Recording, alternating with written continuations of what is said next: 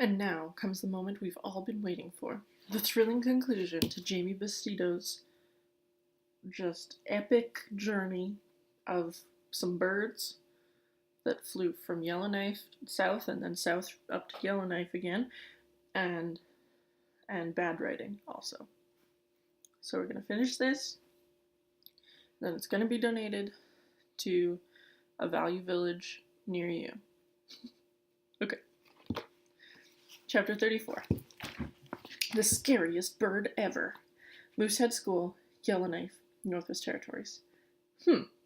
I can't believe that the final boss showdown is in the second to last chapter. Grunts Flare. Quite a catch. More than I'd bargained for.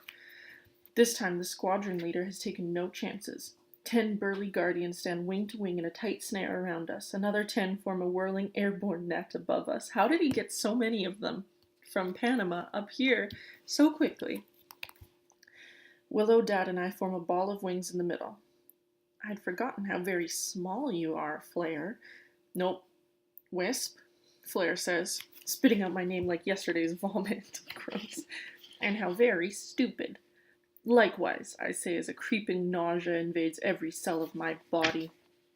Standing by Flare's side, coming up only to his shoulders, the littlest guardian, and as far as I'm concerned, the biggest rat alive. Mind if we join you for a bit? Pivo asks. Anyone but you, I hiss. Flare props his wings on his belly like a mother hen. He huffs dramatically, flooding my lungs with his skunky breath. What? You two got into a little tiff? She's even more horrible than you, Willow cries. Never trust a guardian, eh, Willow? Damon hops in front of us with wings spread. Please, Flare, let them go. You can take me wherever you like. I'll hear none of that, vagrant breeder. I wouldn't think of separating your lovely family. You know I'm a big believer in togetherness. I think it's much nicer to travel together, to sightsee together, to be thrown in the hatch together. Don't you agree? Flare leans back and starts gently clapping his wingtips in front of his feathered paunch. Yes. I've decided that instead of bringing all this to a flying finish here and now, I would rather make the most of your misery by escorting you back to the home you've been longing for. Right, guardians? His squadron responds in one terrible voice. Hutch, hutch, hutch, hutch, hutch. All but Pivo join in. She stares at me, looking seriously anxious. Is she trying to tell me something? I hear the door behind us swing open again. Now there are two voices, a boy and a man's, both sounding super excited, which is hyphenated, super excited. Flash! Flare raises a wing before his eyes. A ripple of alarm goes through the guardians. They shuffle on their fat feet. I'd forgotten how much guardians fear humans. Pivo doesn't take her eyes off me. Flash! Close your eyes, Damon whispers. Don't look at the light. This could go on for a bit. How do you know, Dad? I whisper back. I couldn't fly after that water bomber knocked me off the roof, even with all the fire and explosions and screamings. That man stopped to pick me up off the road. He kept me in the school to look after my broken wing. All winter, I say? Damon nods. He and his son are real bird lovers. Always pointing that flashbox thing at me. It's harmless. Flare bats Damon over the head. Shut up, plebe. I flinch like I took the hit. Flash! With each burst of light, the guardians get twitchier. Flare gets madder. Squadron, smarten up. Hold your formation. What are ya, chicks? Flash! Willow presses her head against my back. I burrow against my father's chest, clinging to his scent. Flash, flash! The boy and man get more excited, chattering and pointing. More shuffling of guardian. Can you imagine, though? There's 3 Nighthawks in the middle, and then 10 Nighthawks around them, and then 10 in the sky in a circle. Like, this is going to be on the cover of Nature if you get all these pictures. More shuffling of guardian feet. Nervous muttering from airborne troops. What do you think you're doing? Flare yells. Maintain formation. Stick together. Together. That's an order. Flash! I lift my head and peek at Flare's mighty squadron. They're beginning to scatter like scaredy-cat chickens. Togetherness, eh, Flare? Flare's eyes spit fire. He leaps into the air and comes crashing down onto the 3 of us. He flattens Dad and Willow against the roof while clamping his well-clawed feet around my throat. Flash! Just kidding, I splutter. I won't let you slip through my claws this time, you stinking dung beetle. Flash! Flare steps on my head and grinds my beak into the roof. I try to struggle free, sending a spray of pebbles into his face. He presses harder, and I think I hear a cracking sound in my skull. I have to work at every breath. I'm about to black out when I feel a loosening of his grip. Through one eye, half covered by his fat foot, I see him straighten and shout at his squadron in shambles. Come back here, you cowards! It's just some harmless human trick. Flash! I feel a hot breath by my ear. For an instant, Pivo's sweetgrass scent cuts through Flare's stupefying stink. Whatever happens, Pivo whispers, whatever you see, don't leave the roof till I tell you. Just don't. Before I can try to wrench my head around, Pivo is gone. What's she up to now? Flare suddenly eases up on his death grip. I get my beak back. I can breathe again. All shuffling stops. I look up and over Flare's shoulder to see his airborne net disintegrate. Flash, flash! The human chatter rises to a fever pitch. Flare hops right off of us and stares up at the sky. What in dirt's name? He mutters. What's left of his squadron is dumbly staring in the same direction. Flash, flash, flash! Except for Pivo. She's staring right at me, secretly tapping one wing on the roof. Nope, on the pebbles. Don't leave the roof till I tell you. I stare back at her, torn apart by one question that could change my life forever. Do I trust her? A flash from Pivo's pleading eyes, almost as bright as the human's little box, clinches my decision. That wasn't fake. Gonzo and I had a plan for this kind of trouble, but I don't flee, I wait for her sign. All I can trust at this point is that burning look I saw in her eyes. I gesture for Dad and Willow to stay put. They both shrug, but do as I say. We slowly stand and turn to see what's up. I blink hard. Sculling slowly towards us from the shore of Yellowknife Bay is the biggest, blackest, scariest bird ever. Bigger than an airplane, blacker than a moonless night, scarier than even the giant raven of my dream. This can't be happening, Willow whispers. Bless the winds, says Damon, pulling us closer than ever. I like that he refers to his dad as Damon. He's so cool. Flash, flash, flash, flash, flash. The giant bird speaks. Kiruk, Kiruk, it shrieks with the sound of 100 voices. A raven, Willow says. Guess so, Damon says, looking at me sideways. I wonder where it's been hiding. The tundra, Willow says, like she really believes it. I'd believe it too if it hadn't been my idea. The giant raven shrieks again as it glides overhead. Kiruk, Kiruk. It stops above the school, fills the air with a terrible thunder that goes on and on. Whoa, whoa, whoa, whoa, whoa, whoa. Its hovering form ebbs and flows as if underwater.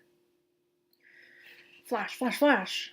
Flare's beak falls open. His wings go limp until the rain starts. The white rain. Gross. Gross. It first appears from beneath the giant bird itself. It spreads out and falls like a tattered sheet, sinking slowly towards the school. This was not part of the plan. Pebbles scatter around Flare's shaking feet. I can hear beak chattering. Then from the very tip of the great bird's beak comes a lone voice, a familiar voice, yet foreign, hailing from a faraway beach in Panama. Hoo-ha! Hoo-ha! Nice work, Gonzo, I whisper to myself. Now, Pivo shouts, follow me! Dad and Willow zoom behind her. I lift my wings and take one last look at a sheet of white rain, now just a few wingspans from the roof. Now, Pivo shouts again. I zip after them, seconds before it hits the roof with a great splat. I take the lead from Pivo and steer us in a wide circle around the school to enjoy the show. Flare and his goons are dripping with stinky white goo. My nostrils fill with the foul stench of raven guano. Flare takes off like a bat out of hell, trailing a cloud of white mist. Thunk, he smacks head first into the poplar branch that hangs over the school. The last of Flare's goons zoom right past, spraying him with a flesh layer of goo. Flare picks himself up, emits a chick-like whimper, and limps into the air, pointed straight south. Go back to that bird cage where you belong, I shout after him. Pivo grins from cheek to cheek. Finally, he's out of our feathers. A hint of that old anger resurfaces. Our feathers? Yes, our feathers, she says. I pull in front of her and hover. She brakes and hovers just a wing length away. Impressive, I think, but this is no time to trade flight secrets. So how come you took off on us on that head frame? I suspected, Trap, you knew that, but not from ravens. I saw them just in time to escape. I circled above the head frame, keeping an eye on you, listening in, though I couldn't hear your plans. Those guardian ears. Spooky. When I saw Gonzo go fishing, it struck me that he might be able to help you if Flare showed up. We already had that covered, I say. But how did you know what was coming? The guano bomb, I mean. That wasn't part of our plan. Pivo laughs. Gonzo's idea. Nice touch. I raced back to the head frame to tell you about it, but you'd gone tearing off to the school. Flair intercepted me before I got there, so I made like I was thrilled to see him and couldn't wait to rejoin the squadron, just in time for our capture. I had nothing to do with that. He'd spotted you the moment you started your crazy air show over the lake. Just like you said. Yep. Willow and Dad fly over to us. Come on, you two, Willow yells. We're good to go now. Follow that bird. I'm in, Dad says. Oh, now it's Dad. That bird? Willow says, looking up at the giant raven as it drifts into the boreal dusk. It's going due north, isn't it? Pivo says. I quickly check in with my inner navigator. It's still there, getting stronger. Gonzo's right on course. Sure is, I say. Could be a really cool vortex behind that bird. We could fly all the way to the tundra with our eyes closed. Yeah, could. So that was the conflict of the book. Chapter 35. Where exactly? Arctic tundra, Northwest Territories. That was a good trick, Gonzo, I say, watching the spruce trees thin out below us. The fishing? Oh yes, I finally catch one with my feet. No, the giant guano bomb. Oh, you know, I like very much to make tricks. How did you get everyone to dump their load all at once? This is gross. You spooked those guardians right out of their feathers. Come on, Weem, Gonzo says. What good is a trick if I give everything away? A wave of raven laughter fans out behind us, from lots of ravens. The whole hungry head frame mob that pounced on us. Was that just yesterday? It seems like such a long time ago. Gonzo must have made quite a splash with those ravens. Between his beefy Latino build, his weird white feathers, and the fishing lessons, he'd made a few hundred friends in one afternoon. Many wing beats back, the monster raven had fallen apart, scattering into the rowdy flock of birds that had so much fun creating it. Now they're loosely spread out behind Gonzo and me. I never asked for this role. I never wanted it. I totally resist it every time. The whole leader thing. How did it come to this? Me leading my little sister, my long-lost dad, a guardian deserter, a blind raven, and a huge mob of his crazy friends to the tundra. So much for my solo adventure. This is turning into something totally different. I don't know what, but it actually feels okay. How far are your buddies going? I asked Gonzo. They wanted at least to see the tree line. I think we're basically over it. Okay, just a little farther then. Maybe poke their beaks out onto the tundra, no? Did you infect them with your migration bug? You know ravens don't. Okay, maybe some ravens migrate. A little bit. But you know, once I showed these guys how to fish, there is no need to worry about close dumping, Yellowknife. No need to dream of caribou. No more chotocabra lunches, no? I say, laying on a thick Gonzo accent. Pivo chuckles on my other side. I was positive Pivo was a flare plant, but she came through in the end. Since leaving Yellowknife, I felt okay about sharing my personal airspace with her. Very okay. Occasionally, she'll inch ahead of me, stealing the lead. I pretend to get mad, nipping her sleek tail feathers, but secretly, I crave her sweet grass scent that flows over me on the wind. Willow and Dad chatter away behind me, catching up on stories of a lost year that will be told again and again under the midnight sun. The question now is, where exactly? Since I got out of Yellowknife, my inner navigator has been screaming for attention, yanking me along to some mysterious destination that seems to lie way above treeline. This doesn't seem anything like the raw instinct that dragged me back to the place where I hatched. Not instinct, but intuition. What Dad calls a sixth sense that runs only in a few plebeian families. Like ours, I guess. Another thing that keeps nagging me big time is that dream. It's waiting for me every time I fall asleep. The glowing flyway, the hole in the clouds, the silvery birds, the giant raven standing in a tundra lake. I get a strong hunch there must be a connection. Another few thousand wing beats north, and there's not a tree in sight. I watch the tundra rolling slowly beneath us like some big mossy sea. Wet snow still covers part of it, but most of the ponds are thawed, the source of endless bugs that we've been feasting on. It's early June. The air is pleasantly warm and ringing with the songs of many birds I've never heard before. This seems way too easy. We've crossed the forbidden frontier from the boreal to the tundra, and life's never tasted sweeter. Then I remember a line from Dad's star story about the giant raven. So terrifying, no bird could live within 100 million wing beats of it and hope to survive. That one line, plus Dad's promise that stars can't lie, begin to strangle the thrill of finally making it to the tundra. If there's something sinister waiting for us out there, we must be getting awfully close. I've resisted talking to Dad about anything related to stars. With none in the sky, why bother? Why risk leaking my secret? He still doesn't know. But with this creepy feeling that something's lurking just over the horizon, I finally get the guts to ask him. I slip back to him with Pivo at my side. So, Dad, I say, diving right in, what about this giant raven story? I mean, is that really what kept Nighthawks off the tundra forever? Why do you ask? I don't know. I've been thinking a lot about it. He shoots me a probing look. And dreaming about it? I shrug, maybe now and then. Lots? I guess so. So what does it mean? Dad looks up at the sky as if reading the invisible stars. I saw that look so many times when we were chicks. There are a lot of stories up there, Wisp. If you're lucky you pay attention, one of them may call you. The only way a story gains meaning is if from some Nighthawk answers that call. That's how our stories grow. How do I do that? I don't know, Wisp. That story's called you here, so I guess only you can answer it. You mean the giant raven could be real? Willow asks. Sounds like it's up to your brother to find out. Dad says, I'm no expert. I've never been this far north. I feel a jolt like I floated into a brick wall. But I thought you... Oh, I've been to the tree line a couple times, watched the rivers of caribou fanning north, but the tundra has never called me like it's calling you. I'm as curious as you are about the giant raven, but what interests me more is why you have been called here. Somehow, Pivo says, I don't think it's to hide out here all alone doing cool flight stunts and stuffing yourself with mosquitoes.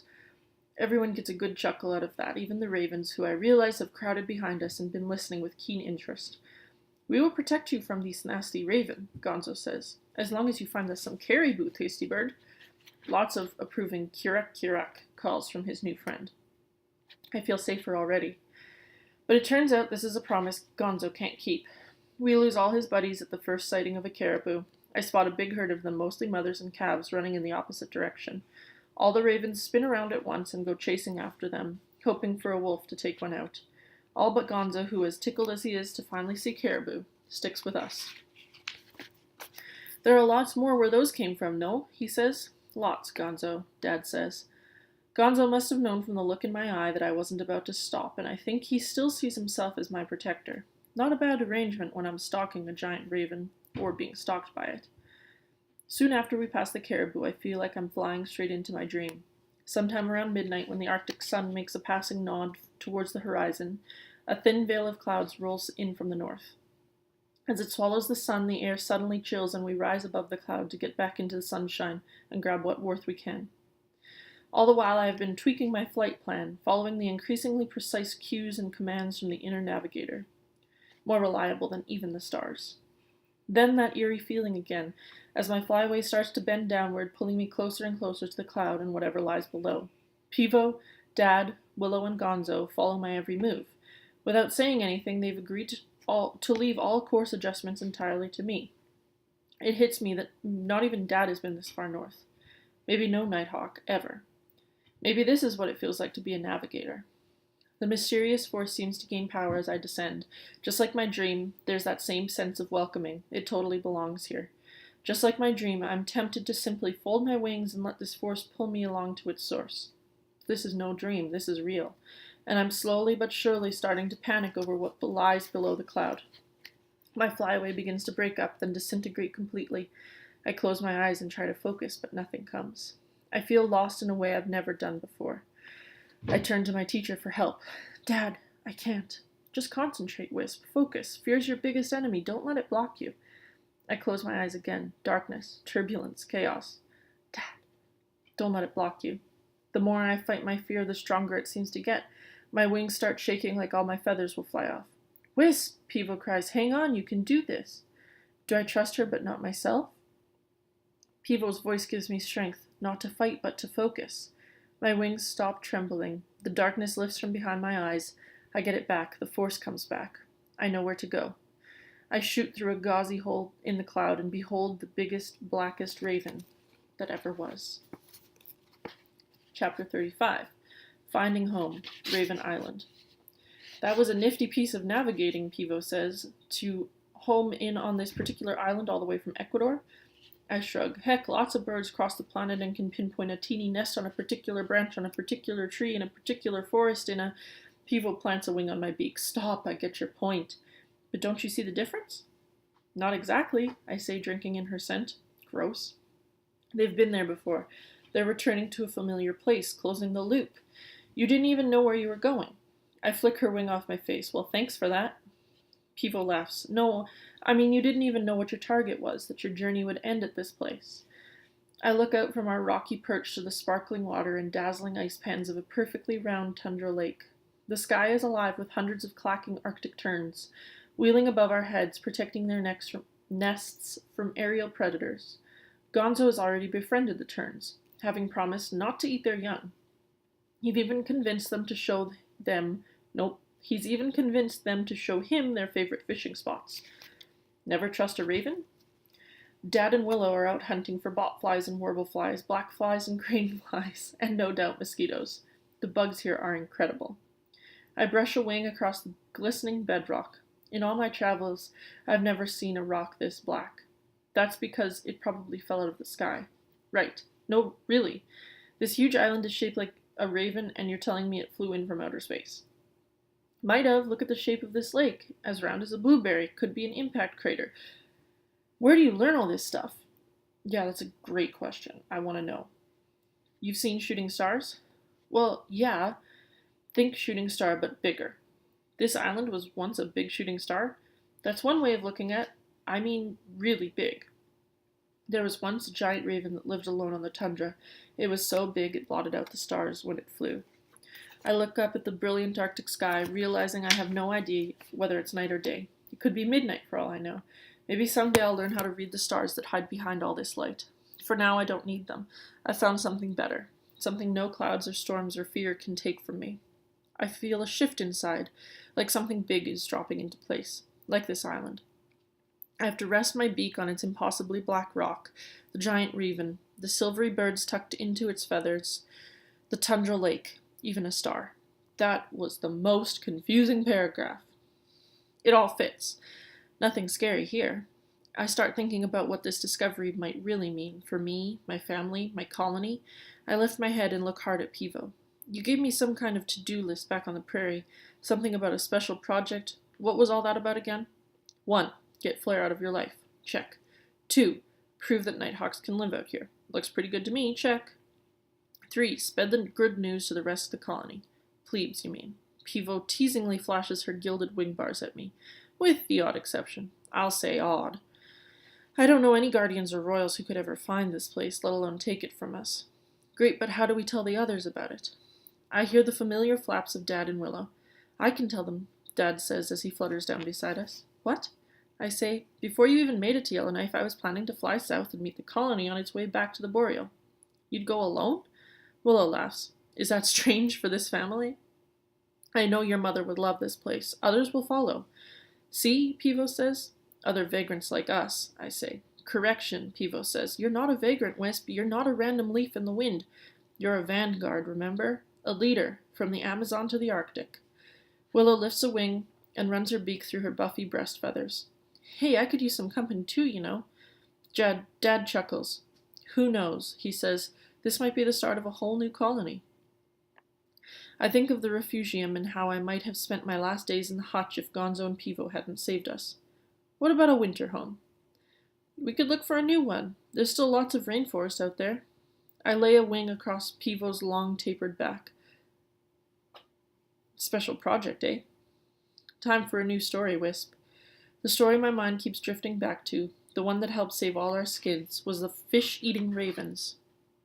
So, like that stuff about the white-feathered raven clan, did Gonzo and those beach bums really descend from bald eagles? Pivo tucks in behind me. No, I made it all up. Thought it would make them feel important. What about the fish-eating bit? Made that up too. But Gonzo's so good at it. Good teacher, I guess. I thought it might stop him from eating you, at least for a day or two. Something pops in the center of my chest. It triggers a giant belly laugh that launches me into the sky. I climb 10,000 wing beats above the sun-washed tundra. My wings twitch, my muscles tense. I lift my head. Beer, beer, beer. As the dawn of a new day and a new life, I gaze down at this giant raven that called me here. The sight of it knocks me out of the sky. I fall into a dead drop dive. My screaming feathers send shivers of delight from beak to tail. Vroom! I claim the tundra as a home, and it claims me. Again, my friends, Nighthawk by Jamie Bassito.